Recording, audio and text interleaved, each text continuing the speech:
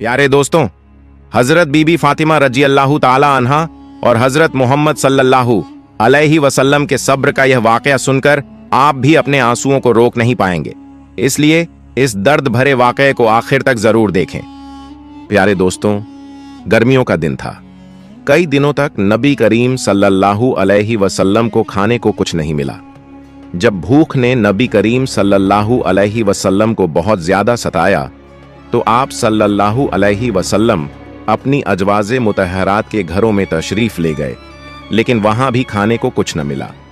फिर आप सल्लल्लाहु अलैहि वसल्लम अपनी प्यारी बेटी हजरत फातिमा रजी अल्लाहु ताला अन्हा के घर तशरीफ ले गए और फरमाया, ऐ बेटी, तुम्हारे पास खाने की कोई चीज है? क्योंकि मुझे बहुत भूख लगी हुई है। हजरत फातिमा रजी अल्लाहु ताला अन्हा ने अर्ज किया, अल्लाह की कसम, कुछ भी नहीं है। जब आप सल्लल्लाहु अलैहि वसल्लम वहां से तशरीफ ले गए तो हजरत फातिमा रजी अल्लाहु ताला अन्हा की एक पड़ोसन ने उनके घर 2 रोटियां और गोश्त का एक टुकड़ा भेजा। हजरत फातिमा रजी अल्लाहु ताला अन्हा ने उसे एक प्याले में रख दिया और अपने दिल में कहा, अल्लाह की कसम, मैं यह खाना नबी करीम सल्लल्लाहु अलैहि वसल्लम को ही खिलाऊंगी, न खुद खाऊंगी और न ही अपने बच्चों को खिलाऊंगी। हालांकि वे सब भी भूखे थे और उन्हें भी पेट भरकर खाने की जरूरत थी। हजरत फातिमा रजी अल्लाहु ताला अन्हा ने हजरत हसन रजी अल्लाहु ताला अन्हु या हजरत हुसैन रजी अल्लाहु ताला अन्हु में से एक को नबी करीम सल्लल्लाहु अलैहि वसल्लम की खिदमत में बुलाने भेजा। जब आप सल्लल्लाहु अलैहि वसल्लम दोबारा तशरीफ लाए तो हजरत फातिमा रजी अल्लाहु ताला अन्हा ने अर्ज किया, अल्लाह ने आपके लिए कुछ भेजा है जिसे मैंने आपके लिए छुपा कर रखा है। नबी करीम सल्लल्लाहु अलैहि वसल्लम ने फरमाया, बेटी ले आओ। जब हजरत फातिमा रजी अल्लाहु ताला अन्हा वह प्याला लेकर आईं और उसे खोला तो देखकर हैरान रह गईं, क्योंकि सारा प्याला रोटी और गोश्त से भरा हुआ था। हजरत फातिमा रजी अल्लाहु ताला अन्हा समझ गईं कि यह अल्लाह की बरकत से हुआ है। उन्होंने अल्लाह की तारीफ की और नबी करीम सल्लल्लाहु अलैहि वसल्लम पर दुरूद भेजा और खाना नबी करीम सल्लल्लाहु अलैहि वसल्लम के सामने रख दिया। जब आप सल्लल्लाहु अलैहि वसल्लम ने खाना खाया तो फरमाया, अल्हम्दुलिल्लाह, ऐ बेटी, ये खाना तुम्हें कहां से मिला? हजरत फातिमा रजी अल्लाहु ताला अन्हा ने अर्ज किया, अब्बा जान, ये खाना अल्लाह के पास से आया है और अल्लाह जिसे चाहता है उसे बगैर किसी हिसाब और गुमान के रिज़्क़ अता करता है। नबी करीम सल्लल्लाहु अलैहि वसल्लम ने अल्लाह की तारीफ बयान की और फरमाया, ऐ बेटी, तमाम तारीफें उस अल्लाह के लिए हैं जिसने तुझे बनी इसराइल की औरतों की सरदार हजरत मरियम अलैहिस्सलाम के मशाबेह बनाया है। क्योंकि जब अल्लाह ताला उन्हें रोजी देता और उनसे इस रोजी के बारे में सवाल किया जाता तो वे कहती, अल्लाह के पास से आया है और अल्लाह जिसे चाहता है उसे बगैर किसी हिसाब और गुमान के रोजी देता है। फिर नबी अकरम सल्लल्लाहु अलैहि वसल्लम ने एक आदमी को भेजकर हजरत अली रजी अल्लाहु ताला अन्हु को बुलाया। फिर नबी करीम सल्लल्लाहु अलैहि वसल्लम हजरत अली रजी अल्लाहु ताला अन्हु, हजरत फातिमा रजी अल्लाहु ताला अन्हा, हजरत हसन रजी अल्लाहु ताला अन्हु, हजरत हुसैन रजी अल्लाहु ताला अन्हु और नबी करीम सल्लल्लाहु अलैहि वसल्लम की अजवाजे मुतहरात समेत तमाम घर वालों ने पेट भरकर खाना खाया। हजरत फातिमा रजी अल्लाहु ताला अन्हा फरमाती हैं, सबके खाने के बाद भी खाना जस का तस बाकी रहा और फिर वहीं बचा हुआ खाना तमाम पड़ोसियों को भी पूरा हो गया। अल्लाह ने उस खाने में बड़ी खैर और बरकत डाल दी। प्यारे दोस्तों, एक दिन हजरत फातिमा रजी अल्लाहु ताला अन्हा इतनी कमजोर हो गईं कि वह बिस्तर से उठ नहीं पा रही थीं। जब यह बात नबी करीम सल्लल्लाहु अलैहि वसल्लम तक पहुंची तो आप अपनी प्यारी बेटी हजरत फातिमा रजी अल्लाहु ताला अन्हा को देखने के लिए उनके घर तशरीफ लाए। जब नबी करीम सल्लल्लाहु अलैहि वसल्लम दरवाजे पर पहुंचे तो आपने हजरत फातिमा रजी अल्लाहु ताला अन्हा को आवाज दी, लेकिन अंदर से कोई जवाब नहीं आया। तीसरी बार जब आपने पुकारा तो अंदर से हजरत फातिमा रजी अल्लाहु ताला अन्हा ने जवाब दिया, अब्बा, मैं दरवाजा कैसे खोलूं? मेरे पास सिर्फ एक छोटी सी चादर है। अगर मैं इसे पैरों की तरफ खींचती हूं तो सर खुल जाता है और अगर सर की तरफ खींचती हूं तो पैर खुल जाते हैं।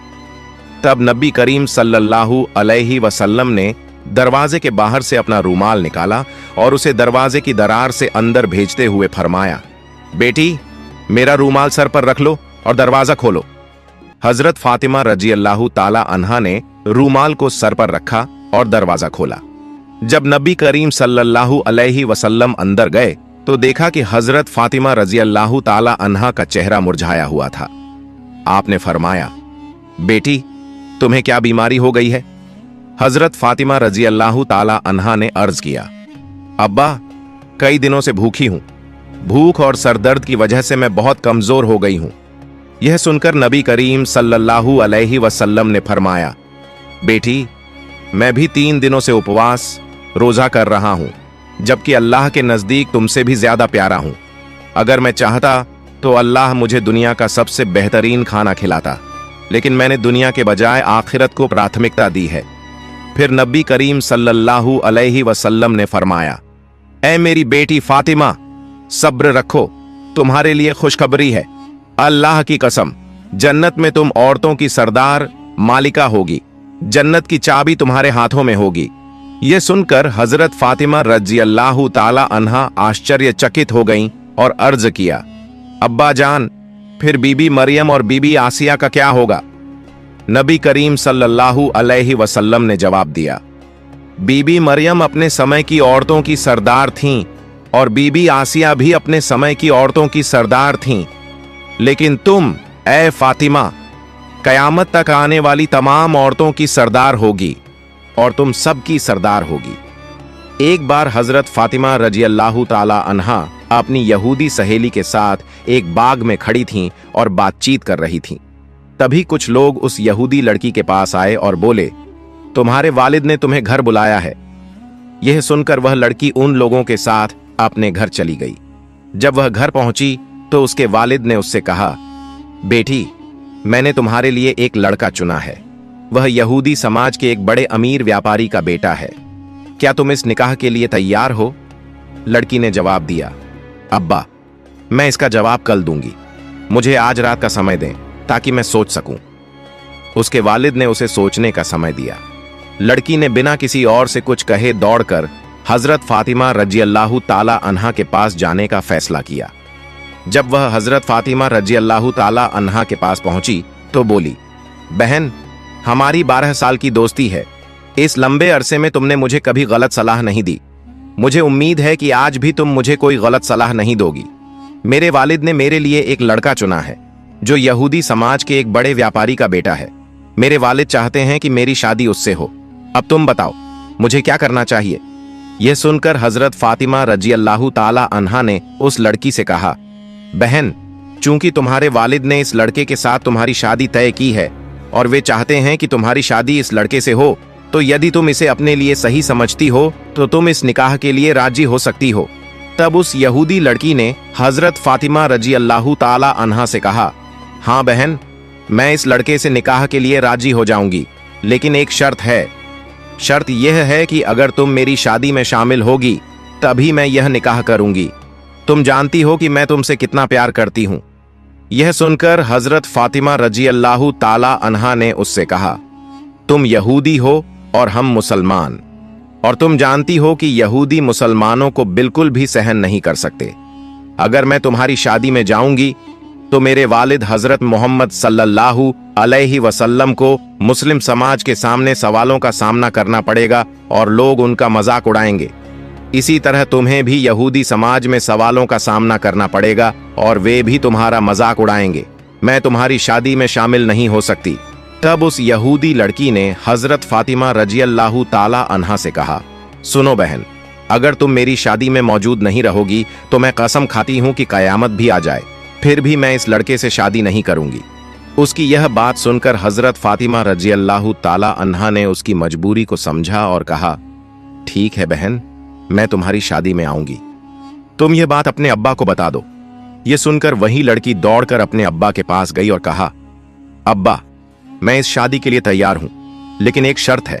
शर्त यह है कि मेरी शादी में मोहम्मद सल्लल्लाहु अलैहि वसल्लम की बेटी हजरत फातिमा रजी अल्लाह ताला अन्हा मेरे साथ होंगी। तब उस लड़की के वालिद ने कहा, अगर मोहम्मद की बेटी हमारे घर आएगी तो वह हमारे स्टेटस के मुताबिक नहीं होगी। क्योंकि वह गरीब हैं। उनके वालिद भी गरीब हैं। वे 2 वक्त का खाना तक सही से नहीं खा पाते और उनके पास अच्छे कपड़े भी नहीं हैं। फिर उस लड़की के वालिद ने कहा, अगर वे गरीब हैं तो वे तुम्हारी शादी में कैसे आएंगी? जो लोग तुम्हारी शादी में आएंगे वे सब बड़े अमीर व्यापारियों के बेटे और बेटियां होंगी, इसलिए मोहम्मद सल्लल्लाहु अलैहि वसल्लम की बेटी फातिमा को दावत नहीं दी जा सकती। यह सुनकर लड़की ने अपने वालिद से कहा, अब्बा, अगर आप फातिमा को मेरी शादी में आने से रोकते हैं तो मैं कभी भी यह शादी नहीं करूंगी।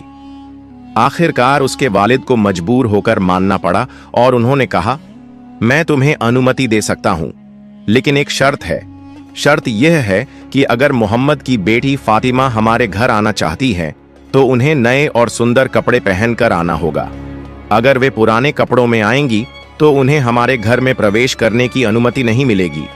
यह सुनकर वह लड़की फिर से दौड़कर हजरत फातिमा रज़ियल्लाहु ताला अन्हा के पास गई और रोते हुए कहने लगी, ऐ बहन, मेरे अब्बा नहीं चाहते कि तुम मेरी शादी में आओ, लेकिन उन्होंने एक शर्त पर सहमति दी है।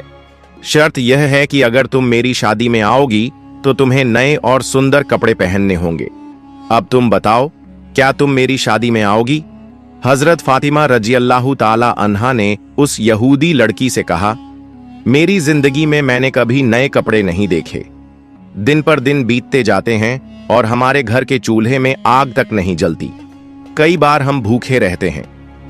हजरत फातिमा रज़ियल्लाहु ताला अन्हा ने भावुक होकर कहा, इंशाअल्लाह मैं तुम्हारी शादी में आऊंगी और दुनिया के सबसे शानदार कपड़े पहनकर आऊंगी। यह सुनकर वह लड़की दौड़कर अपने अब्बा के पास गई और कहा, अब्बा, फातिमा मेरी शादी में आएंगी और सबसे कीमती कपड़े पहनकर आएंगी। इसके बाद शादी की तारीख तय हो गई। दूसरी ओर हजरत फातिमा रज़ियल्लाहु ताला अन्हा चिंतित थीं कि शादी का दिन करीब आ रहा है।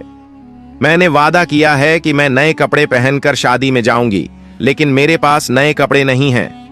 यह सोचते हुए हजरत फातिमा रज़ियल्लाहु ताला अन्हा ने अपना जानमाज बिछाया और नमाज के लिए बैठ गईं। सजदे में जाकर उन्होंने आंखों से आंसू बहाते हुए कहा, ऐ मेरे मालिक, इस दुनिया में मेरा आपसे गहरा रिश्ता बन गया है जिसे आज तक कोई नहीं जानता। हजरत फातिमा रज़ियल्लाहु ताला अन्हा ने रोते हुए अल्लाह से कहा, महीनों से मैं भूखी रही हूं, लेकिन कभी भी मैंने आपसे कुछ नहीं मांगा, लेकिन आज मैं आपसे एक नए कपड़े की दरख्वास्त कर रही हूं। यह मेरी किसी सांसारिक या शारीरिक जरूरत के लिए नहीं है, बल्कि मैं ऐसा कपड़ा चाहती हूं जिसे पहनकर अपनी सहेली की शादी में जा सकूं। ऐ मेरे रब, क्या आप मुझे एक नया कपड़ा देंगे? इस तरह हजरत फातिमा रज़ियल्लाहु ताला अन्हा रोते रोते अल्लाह से दुआ कर रही थीं। नमाज खत्म करने के बाद जब उन्होंने अपने घर के कोने में नजर डाली, वहां रोशनी से चमकता हुआ एक टोकरा रखा हुआ था। यह देखकर वे हैरान रह गईं। वे तुरंत अपने वालिद हजरत मोहम्मद सल्लल्लाहु अलैहि वसल्लम के पास आईं और पूरी घटना बयान की। जब रसूल पाक ने वह टोकरा खोला तो उसमें से जन्नत की खुशबू आने लगी। तब नबी करीम सल्लल्लाहु अलैहि वसल्लम ने अपनी बेटी हजरत फातिमा रज़ियल्लाहु ताला अन्हा को गले लगाकर उनके माथे को चूमा और कहा, बेटी, यह कपड़ा तुम्हें कहां से मिला? यह तो दुनिया का कपड़ा नहीं है, यह तो जन्नत का कपड़ा है। तुमने छुपकर अल्लाह से जो रिश्ता बनाया है उससे अल्लाह रजी हो गए हैं और तुम्हारी दुआ कबूल कर ली है। अल्लाह ताला के पास एक कपड़ा मांगने की वजह से उन्होंने तुम्हारे लिए जन्नतुल फिरदौस से यह कपड़ा भेज दिया है। फिर हजरत मोहम्मद सल्लल्लाहु अलैहि वसल्लम ने कहा, तुम इस कपड़े को पहनकर अपनी यहूदी सहेली की शादी में जा सकती हो, लेकिन तुम्हें हिजाब भी रखना होगा। हजरत फातिमा रज़ियल्लाहु ताला अन्हा ने कहा, अब्बा जान, मैं अपने हिजाब के साथ अपनी दोस्त की शादी में जरूर जाऊंगी। जब हजरत फातिमा रज़ियल्लाहु ताला अन्हा ने जन्नती कपड़ा पहना तो उनकी खूबसूरती और भी बढ़ गई। जब वे शादी के घर में दाखिल हुईं तो मानो पूरा माहौल रोशनी से भर गया। वहां मौजूद औरतें और लड़कियां नई दुल्हन को छोड़कर फातिमा रज़ियल्लाहु ताला अन्हा की ओर देखने लगीं। सब कहने लगीं, फातिमा, तुम तो गरीब हो, फिर तुम्हें इतना महंगा और खूबसूरत कपड़ा कहां से मिला? हजरत फातिमा रज़ियल्लाहु ताला अन्हा ने मुस्कुराते हुए कहा, मैंने इसे बाजार से खरीदा है। औरतें हैरान होकर पूछने लगीं, कौन से बाजार से, किस दुकान से खरीदा है? तब हजरत फातिमा रज़ियल्लाहु ताला अन्हा ने कहा, तुम लोग उस बाजार को नहीं जानती और न ही उस दुकान को पहचानोगी। औरतों ने कहा, हमें बस एक बार उस बाजार का पता बता दो, हम वहां जरूर पहुंच जाएंगी। तब हजरत फातिमा रजी अल्लाह ताला अन्हा ने कहा, मैंने जो कपड़ा खरीदा है वह एक विशेष दुकान से है, जिसे पाने के लिए एक खास रास्ता अपनाना पड़ता है, लेकिन यह रास्ता सिरात उल मुस्तकीम है। यह वही रास्ता है जो सही मार्ग की ओर संकेत देता है और जिस पर चलकर इंसान अपने ईमान को मजबूत कर सकता है। औरतें आश्चर्यचकित रह गईं और सोचने लगीं कि इस खास रास्ते की पहचान कैसे करें। तब हजरत फातिमा रजी अल्लाह ताला अन्हा ने कहा, इस रास्ते के लिए मेरे वालिद हजरत मोहम्मद सल्लल्लाहु अलैहि वसल्लम हमेशा इस्लाम के प्रचार में लगे रहते हैं। यह वही रास्ता है जिसके लिए मेरे पिता ताइफ की जमीन पर 3 बार घायल हुए थे। इस रास्ते का नाम है सिरात उल मुस्तकीम। अगर तुम इस रास्ते पर चलोगी तो तुम सही मायने में उस बाजार तक पहुंच सकोगी। जब तुम उस रास्ते पर चलोगी तो एक बाजार पाओगी। उस बाजार का नाम है जन्नत और उस बाजार में एक दुकान है। उस दुकान का नाम है जन्नत उल फिरदौस। वही दुकान का मालिक है जिसने मुझे यह कपड़ा दिया है। औरतें उस कपड़े को पाने के लिए इतनी व्याकुल हो गईं कि उनमें से एक ने कहा, फातिमा, हम उस दुकान के मालिक के पास जाना चाहते हैं, तुम हमें वहां ले चलो। इस पर हजरत फातिमा रजी अल्लाह ताला अन्हा ने कहा, उस दुकान के मालिक के पास जाने के लिए तुम्हें एक वचन पढ़ना होगा। क्या तुम वह वचन पढ़ सकती हो? सभी औरतें एक साथ बोल पड़ी, हाँ, हम पढ़ेंगी। तुम हमें बताओ वह वचन क्या है। तब हजरत फातिमा रजी अल्लाह ताला अन्हा ने उन्हें बताया, वह वचन है ला इलाहा इल्लल्लाहु मुहम्मदुर रसूलुल्लाह। यह सुनकर वहां मौजूद सारी औरतें कलमा पढ़कर इस्लाम कबूल कर लीं। सुबहान अल्लाह। प्यारे दोस्तों, एक बार उम्मे ऐमान नाम की एक जीन महिला किसी काम से हजरत बीबी फातिमा रजी अल्लाह ताला अन्हा के घर आई। उम्मे ऐमान दरवाजे के पास आकर उन्हें पुकारने लगीं। उन्होंने कई बार पुकारा लेकिन अंदर से कोई जवाब नहीं आया, जबकि कमरे के अंदर रोटी का तवा घूमने की आवाज आ रही थी। उम्मे ऐमान ने खिड़की से झांक कर देखा तो पाया कि हजरत बीबी फातिमा रजी अल्लाह ताला अन्हा सो रही थीं, लेकिन उनके कमरे में रोटी का तवा खुद ब खुद घूम रहा था। एक महिला कोने में बैठकर तस्बीह पढ़ रही थी और एक और महिला हजरत हुसैन रजी अल्लाह ताला अन्हु को झूला झुला रही थी। यह मंजर देखकर उम्मे ऐमान हैरान रह गईं और हजरत मोहम्मद सल्लल्लाहु अलैहि वसल्लम के पास जाकर सारा वाकया बयान किया। रहमतुल लिल आलमीन सल्लल्लाहु अलैहि वसल्लम ने फरमाया, उम्मे ऐमान, मेरी बेटी फातिमा तवा चलाते चलाते थक गई थी और सो गई, लेकिन उनका तस्बीह पढ़ना अभी बाकी था। साथ ही गर्मी की वजह से हुसैन की नींद टूट गई थी, इसलिए अल्लाह रब्बुल आलमीन ने फातिमा के कमरे में 3 फरिश्ते भेज दिए। एक फरिश्ता तवा घुमा रहा था, दूसरा फरिश्ता उनकी बाकी तस्बीह पढ़ रहा था और तीसरा फरिश्ता हुसैन को झूला झुला रहा था। यह सुनकर सहाबा किराम और उम्मे ऐमान हैरान रह गए और हजरत फातिमा रजी अल्लाह ताला अन्हा के लिए दुआ करने लगे। नबी करीम सल्लल्लाहु अलैहि वसल्लम का 3 दिन तक लापता रहना, एक बार 3 दिन तक रहमतुल लिल आलमीन सल्लल्लाहु अलैहि वसल्लम का कोई पता नहीं चल रहा था। हजरत उमर रजी अल्लाह ताला अन्हु और हजरत अबू बकर सिद्दीक रजी अल्लाह ताला अन्हु परेशान होकर उनकी तलाश में निकल पड़े। हजरत उमर के हाथ में तलवार थी।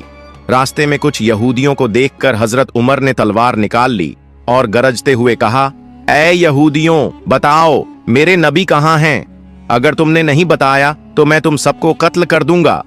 यहूदी डर गए और कहने लगे, ऐ उमर, अल्लाह की कसम, हमने तुम्हारे नबी को नहीं देखा।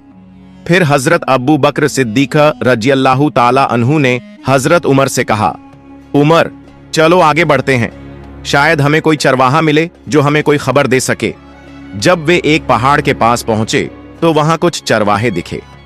हजरत अबू बकर सिद्दीक ने उनसे पूछा, ऐ चरवाहों, क्या तुमने हमारे नबी को जाते हुए देखा है? चरवाहों में से एक ने जवाब दिया, हमने 3 दिन से एक शख्स को इस पहाड़ की गुफा में सजदे में गिरकर रोते हुए देखा है। उसकी रुलाई की आवाज सुनकर हमारे जानवर 3 दिन से न तो घास खा रहे हैं न ही पानी पी रहे हैं। अगर वह शख्स ऐसे ही रोता रहा तो हमारे जानवर मर जाएंगे।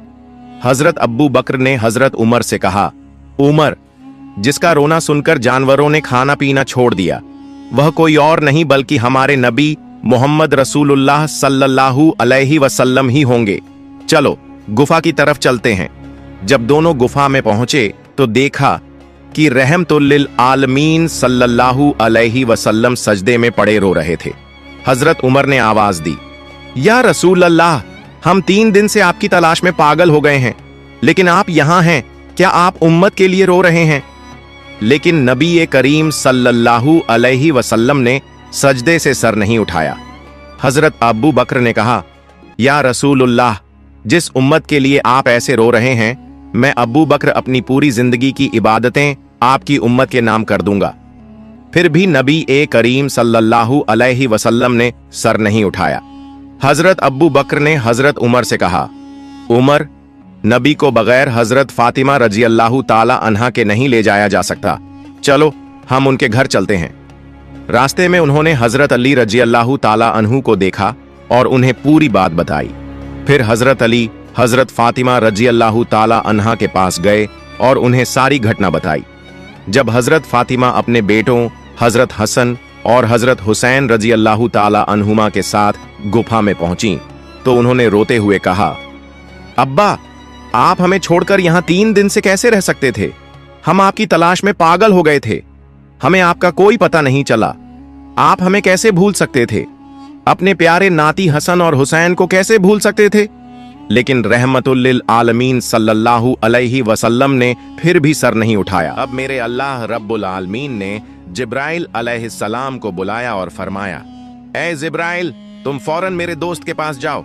मेरे दोस्त से कह दो कि वे सजदे से सर उठाएं। मेरे दोस्त को जाकर बता दो कि मैं अल्लाह रब्बुल आलमीन हूं और अब मैं उनकी पूरी उम्मत की जिम्मेदारी खुद ले रहा हूं। अल्लाह रब्बुल आलमीन के इस हुक्म को पाकर हजरत जिब्राइल अलैहिस्सलाम पहाड़ की गुफा में आए और नबी पाक सल्लल्लाहु अलैहि वसल्लम से अर्ज करने लगे, या रसूल अल्लाह, सर उठाइए। अल्लाह रब्बुल आलमीन ने मुझे अभी अभी बताया है कि आपकी पूरी उम्मत की जिम्मेदारी अब अल्लाह खुद ले चुका है। ये कहकर जिब्राइल अलैहिस्सलाम वापस चले गए। फिर प्यारे नबी सल्लल्लाहु अलैहि वसल्लम ने सजदे से सर उठाया और उसके बाद सभी के साथ अपने घर की तरफ चल दिए। सुभान अल्लाह।